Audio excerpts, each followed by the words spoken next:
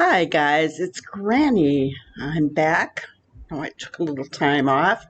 Um, was getting things all settled to retire, and I'm officially retired now. So I am happy. I'm excited.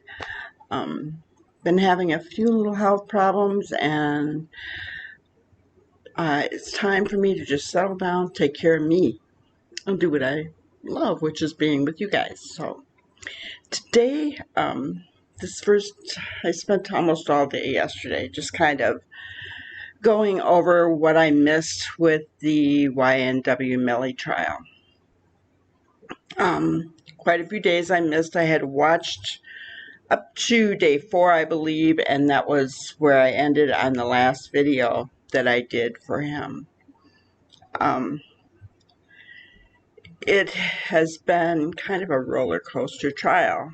We talked in the last video about the prosecutor, and we left it where we didn't know if there was going to be a mistrial, right? Well, on day 5, it came back that no mistrial, okay?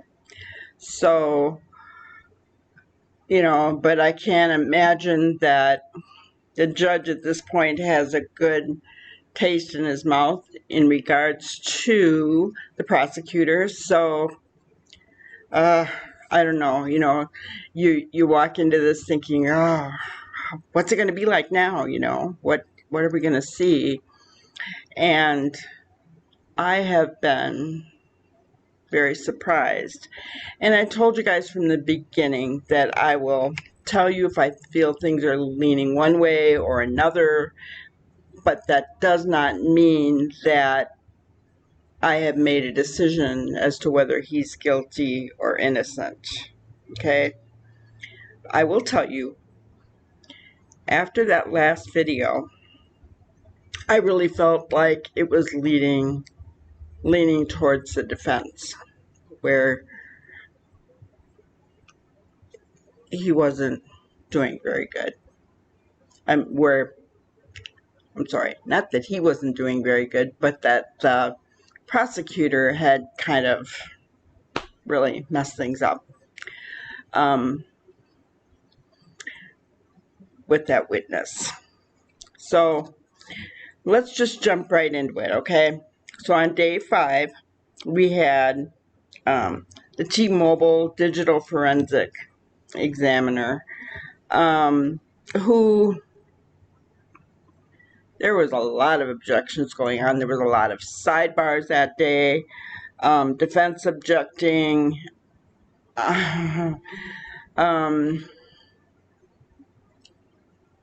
basically it was pretty rough,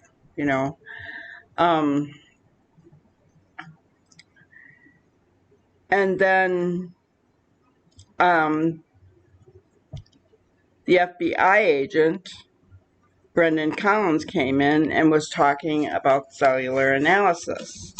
So we had the T-Mobile digital person there, and then the FBI came in and was going over cellular analysis. Okay, there was a big, huge argument about whether the one number was Melly's number. Okay, because it came up as Zach Chaser's phone when you pull call detail. However, and even the judge overruled the defense's objection, stating that it's clear that the texts and the pictures and the videos that were on this phone were all of Y&W Melly using the phone. So that got overruled, and then we went into day 6 and we started with a sidebar again. A straight state trying to enter new info that the defense was not privy to, and here we go again. Doggone sidebars. I mean, we see a lot of sidebars, in trials. That's not unusual. But it seems like this case has so many. It's crazy. They brought back on Brendan Collins, and he went over cell reports, and then he went over maps of calls. Now he used both numbers, 2 different numbers, and one was the phone that Melly used. The other was the phone that I believe it was Sack Chaser had used, and where they ended up. One showed that they ended up at the hospital. The other showed that for Melly's phone, he was dropped off just before the hospital. So it actually just showed a route, which I'll be putting up the picture so you guys can see that. So that was kind of interesting. So then we had Kurt Rhodes, who was a DNA host analysis from the sheriff's office, was on. He talked about how they found Melly's DNA on the outside handle of that Jeep. Okay. Melly was trying to say that he wasn't in that Jeep. So I just kind of want to share my screen with you and show you that indeed Melly was in that Jeep. So let's go there. I'm not going to play any sound, but I will just show you. Let's see if I can make this bigger. Okay. Hopefully you can see that. And you can see the guys.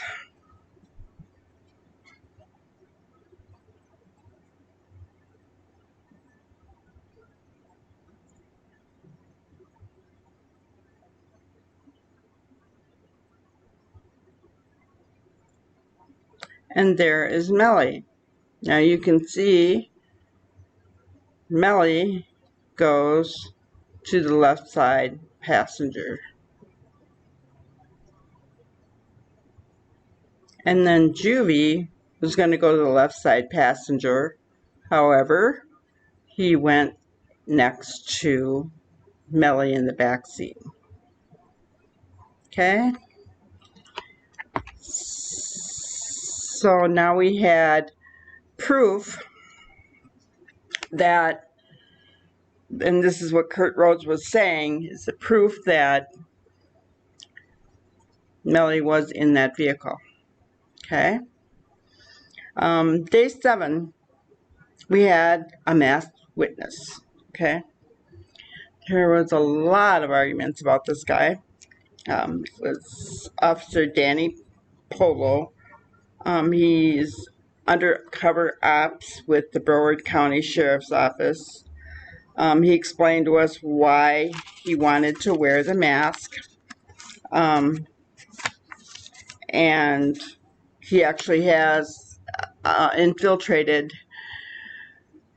gangs in and around that area, and doesn't want to be known. There's also a $50,000 reward on his head, and so they asked him questions like, were you wearing a mask when you came here? No. Were you wearing a mask when you were sitting outside this room? No. But you put a mask on when you came in here? Yes. The defense could not understand why He had to wear the mask when he's testifying. But here's my thinking. Okay, so they're saying that Melly was part of a gang, and he does a lot of signs and stuff, and it's kind of what this witness talked about. But you know, we don't know. We know Melly's brother was in court, and his mother almost every day. Is his brother in the same gang? Who else was in that courtroom? We don't know. You know, so it would make sense to me, not only that this trial is on national television, right? It's on national TV, you guys. So I could not understand why the defense was arguing about this guy wearing his mask. I mean, do we really want to put his life in jeopardy? And there was one point where the defense took exception to that, and they shouldn't have taken exception to that because that is putting this guy's life in jeopardy. So the judge told him to leave it on for now, but they still only showed him from here down, okay? So he explained a lot of the gang activity and makeup, you know, of the gangs, what happens, what goes on. They showed a lot of text messages going back and forth between Melly and the gang. He explained their terminology. He explained their signs, showed the signs that like Melly was making along with other members of the gangs. He went into depth with all of that stuff. But then it came out as well that a juror had sent a note to the judge stating, we have to show our faces. He can see our faces. Why can't we see his?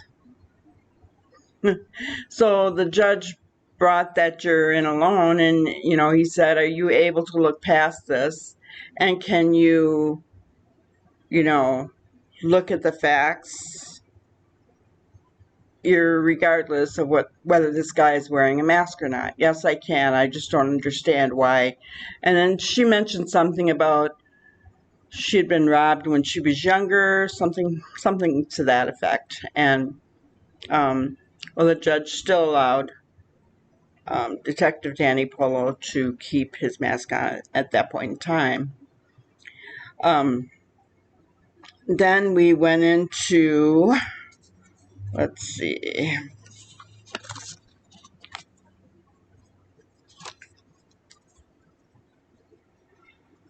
Oh, so he did mention that Melly is a gang member of G-Shine Blood's gang. He proved it by email received from the gang to Melly. He showed they had attachments sent to Melly, and Melly's email, and it actually even, I don't remember exactly the whole email address, but it had Melly's name in it. So it was obviously his. Showed the attachments, and they actually, I didn't realize these gangs were this organized, but they actually have a hierarchy. They, strange hierarchy. They have rules and regulations that they have to follow. They have greetings that they have to give. They have colors that they have to wear. I mean, I knew about the colors and turning the hats and the signs. You know, I think we all know about that, but I did not realize things they have to memorize, what they call their Bibles, and how they have to know when their particular set was organized or born, however they call it. Yeah, just all this kind of stuff about gangs. I found that a little interesting. Excuse me just a second. So I did find that a little bit interesting. So yeah, that was proven by email. that was received by Millie. There was also a lot of text showing that Millie wasn't answering these guys. And it was to the point where they were going to, how did they call it? Put a plate out? Put a plate. Anyway, hit on him. And he's like, for real? Finally answered, for real? After, I don't know, 4 days of not answering their texts. It's like, wow, okay. So we go into day 8. And day 8, once again, Detective Danny Polo is going to be on the stand, and they're at a sidebar about his mask again. And the defense right away said that Danny Polo's wife had a picture of their entire family, including Danny, on the Cash App. So they took their phone over and they showed Detective Danny, is this your family? And he said yes, and I was not aware of that picture. And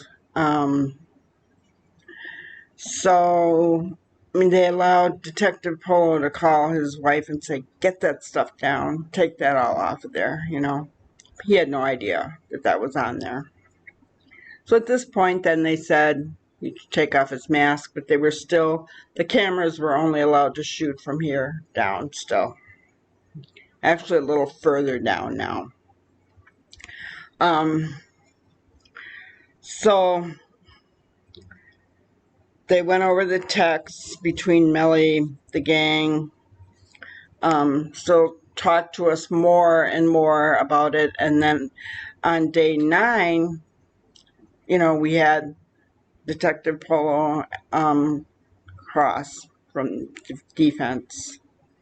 We also had Dr. Rebecca McDougall, medical examiner, come on and talk about William's wounds. And then Dr. Adrian Sander, medical examiner for Juvie's wounds. They talked about where those wounds were, entrance and exit wounds, that kind of thing on the body, which wounds were, which one was the one that was the kill shot kind of thing. On day 10, we went into Sergeant Christopher Williams. He was a crime scene detective from Broward County Sheriff's Office. And at this point, you guys, I gotta tell you, it didn't look good anymore. The reconstruction, Sergeant Christopher Williams, he did the reconstruction of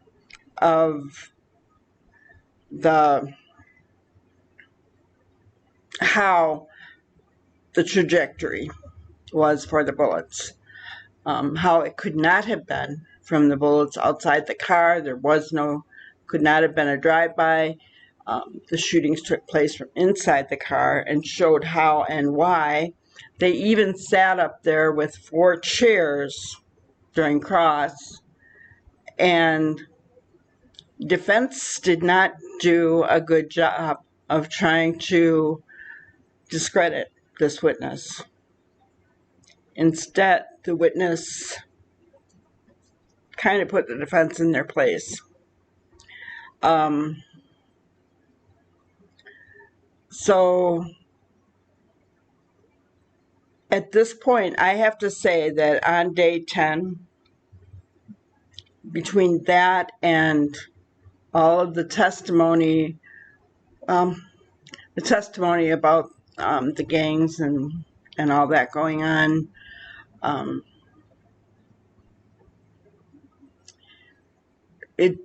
Does not at this point look good for Millie or for the defense.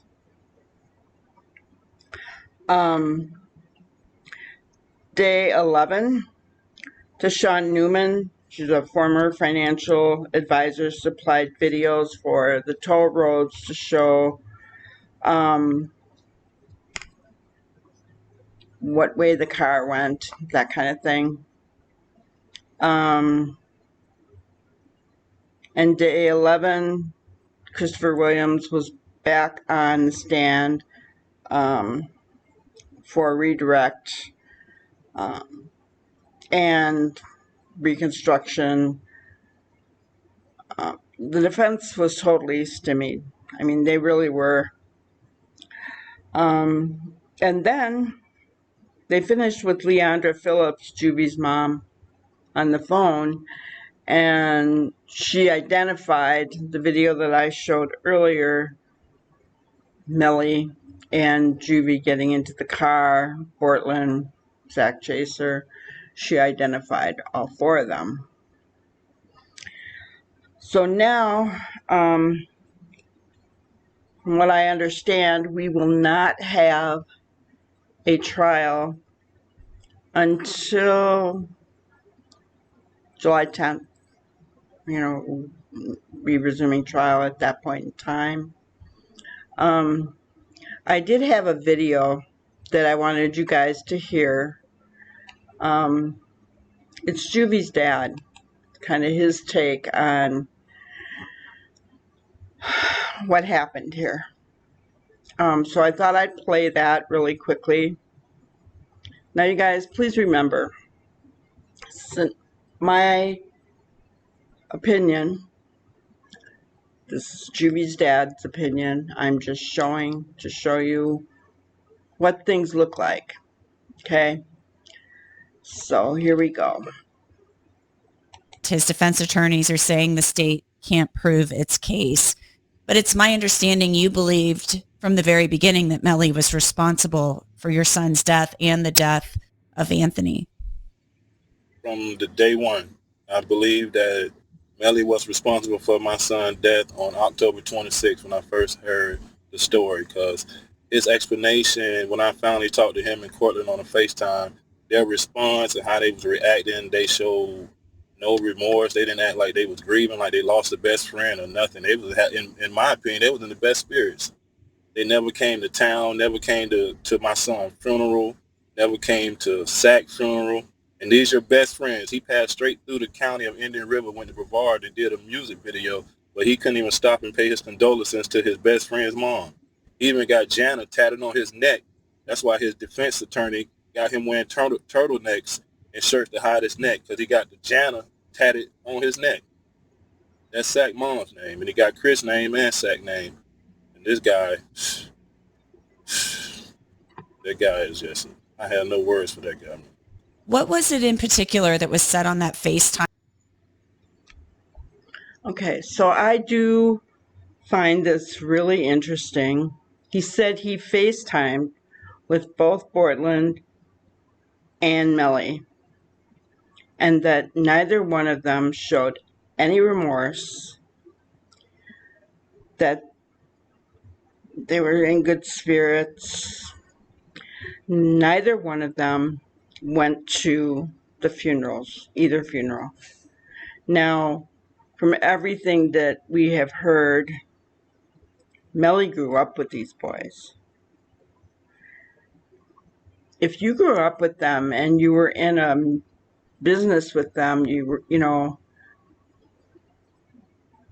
wouldn't you, and then you were in a car in a drive-by shooting with them, allegedly, right?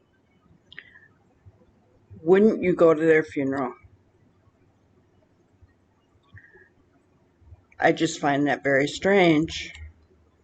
Time that made you think that Mellie was responsible? Nothing was said. Actually, it was like the demeanor. It was like the body language, really. Like I was just reading them, and as I'm telling them and asking them questions, I got so emotional. I started crying. They didn't even. They wasn't reacting to. They act like they didn't. They didn't have take a loss at all. That's how that's how I took it. And then when I was talking to them, I still had in the back of my mind that something's not right. Something's not right. Did they tell you anything about what they claimed happened with the drive-by they claim happened?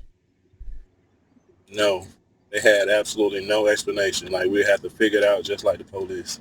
Chris, why do you think that this happened? Why do you think, Melly did this? Because, Melly is on trial. The state has to prove it beyond a reasonable doubt that he committed these crimes. But why do you think this happened? I think the story about the 200,000 with Anthony was a true story because it's not reported, but Chris told me the same story, and also with a $500,000 play, and Melly was going to get 200,000, Sack was going to get 200,000, Chris was going to get 100,000, and as I'm hearing it from Chris, they was going to sell the YNW brand, not a record deal or nothing like that. It was like for the brand itself, and by them being founding members, they was going to get a piece of the pie. So I don't think Melly did it on his own. I think that manager guy got in his ear and did a little divide and conquer. Because if it was up to Sack, it would never be 100K management. They were going to sell the YNW name for licensing or to sell products? What do you mean they were going to sell the name? For marketing, licensing, stuff like that, I think they want to go up on the bigger umbrella just to push them, I think. Push the brand more global. That's what I'm thinking. And so you think that Melly wanted a bigger cut of that then? I think Melly didn't want to give them guys nothing. He wanted to be the only one to shine.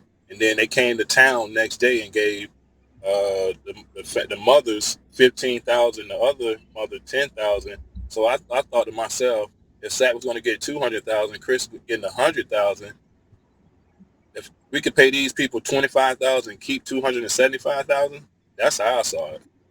It just Wow, right? I I guess I'm speechless, you guys. This, if everything that this father is saying is true, and we have to keep in mind this is all alleged, right? Um, but this could be a motive. YNW Melly, the YNW name, Juvie and Sack Chaser were part of it. Okay, so if Melly wanted to keep more of it, but yet then after they're gone, he gave the mothers so much. I don't know. nothing added up. And Melly still to this day to be for me to hear him call them boys his best friend is an insult. That is an insult. Was there any sign of bad blood before your son's life was taken and before Anthony was killed? Or was there any tension there that you knew of? Not with Juvie, not with Chris, but you heard things about him and Anthony getting into like altercations about uh, disputes about money over certain situations, and they got in a fight prior to that, and they said like the story that they say Sack beat him up and knocked his goals out in front of his girlfriend, and like 2 days later, I think that's when the incident happened. Chris, I know that something that has to be really hard about this is the fact that there are relatives here, relatives of Cortland Henry, who are also relatives of the victims. Yes, Chris and Cortland share a sister, and she's my daughter. Her and Chris had the same dad, which is me, and her and Cortland share the same mom.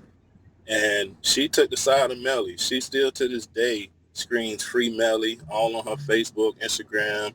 She'll go live with the Free Melly shirts, and they just got her brainwashed with the money. They just showered her with gifts and Portland and got my daughter just brainwashed to the fact that she wishing the killer of her brother was free.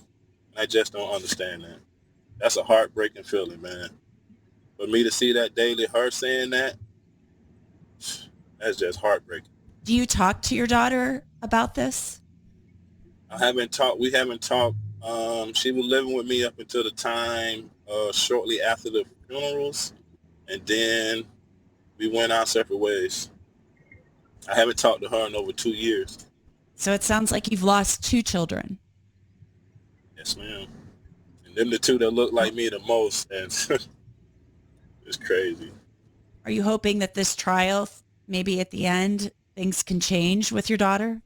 Yeah, once she see the truth and them boys get convicted, I'm hoping that her whole demeanor change. But knowing them, they're gonna be like, wait till the appeal. He's still innocent. Wait till the appeal. But just have to wait and see, man. It's gonna be a process. I feel like so often you get into the evidence and really the victims get lost in these trials. Just any final words about your son?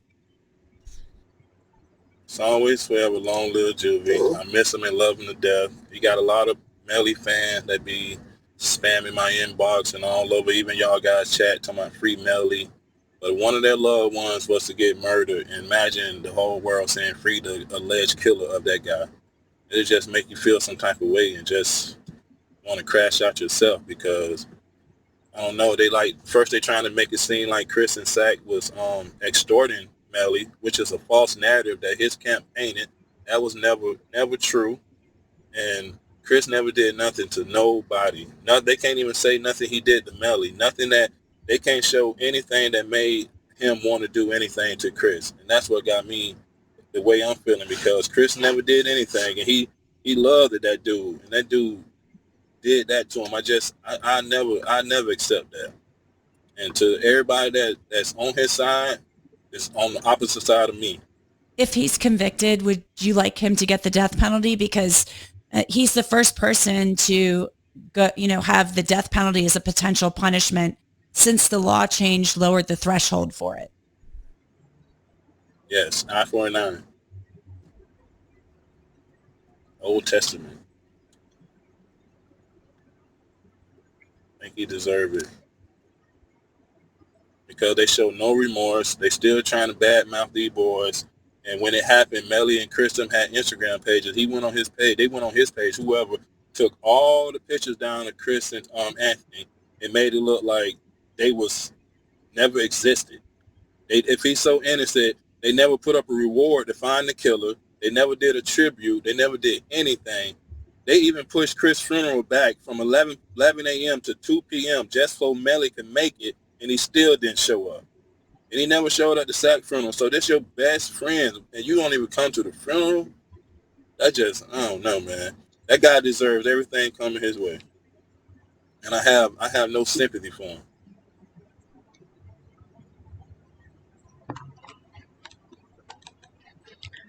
Okay. So,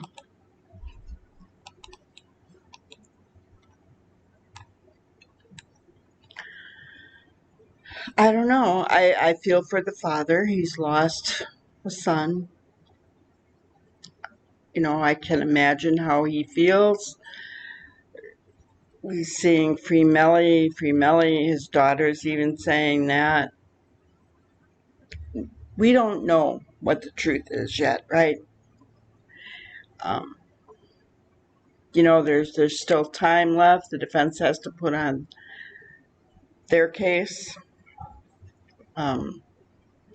So, as I said,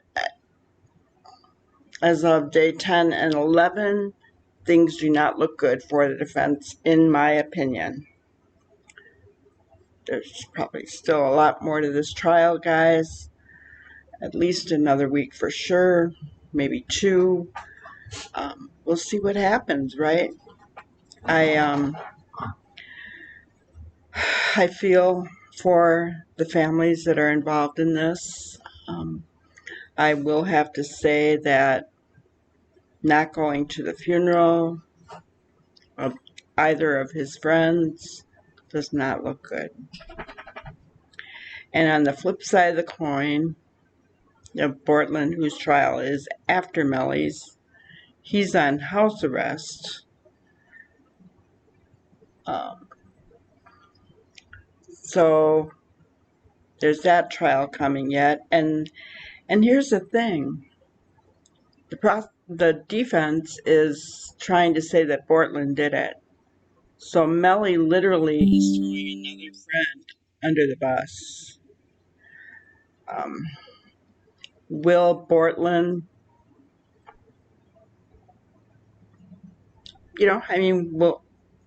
what's going to happen there? What's Portland going to do? I don't know, but this case is interesting. Very, very interesting.